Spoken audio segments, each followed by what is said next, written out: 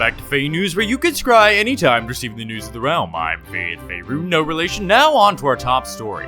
Tourist season is nearly upon us, and it's that time of year where Middle-earth's Interplanar Tourism Committee, or MEAT for short, releases their annual Meat's Guide to Middle-earth, and we at Fae News have taken the time to gather some of the highlights from this year's edition. To start, the plane shift drop point has moved slightly from inside the Mines of Moria to the Gates of Moria. They attempted to relocate the drop point to Rivendell from inside the Mines of Moria after last year's traffic making it nearly impossible to pass through the Mines of Moria. But they were met with the surprise attack of protests from the orcs and goblins who nobody knew resided there. The furthest they were able to move it was the Gates of Moria, but they will attempt again to relocate it next year. From the drop point, MEAT recommends that you head to Rivendell, but notes that due to lack of road signs, it is nearly impossible to find and the residents are not very welcoming to tourists, so please be respectful. From Rivendell, you can head west towards Bree and eventually Hobbiton.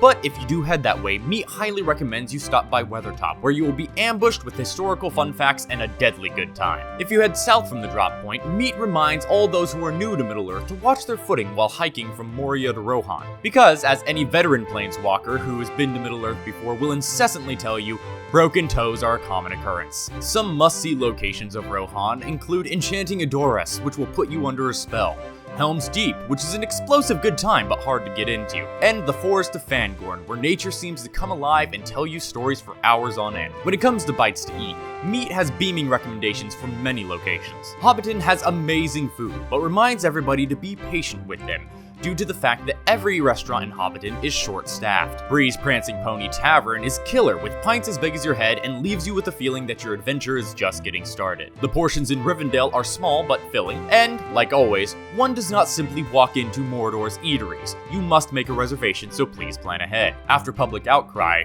the restaurant section of this year's edition is extensive with a big focus on menu items, which is a great change from MEAT's complete omission of it from last year's edition. So rejoice in knowing that MEAT's back on the menu, boys.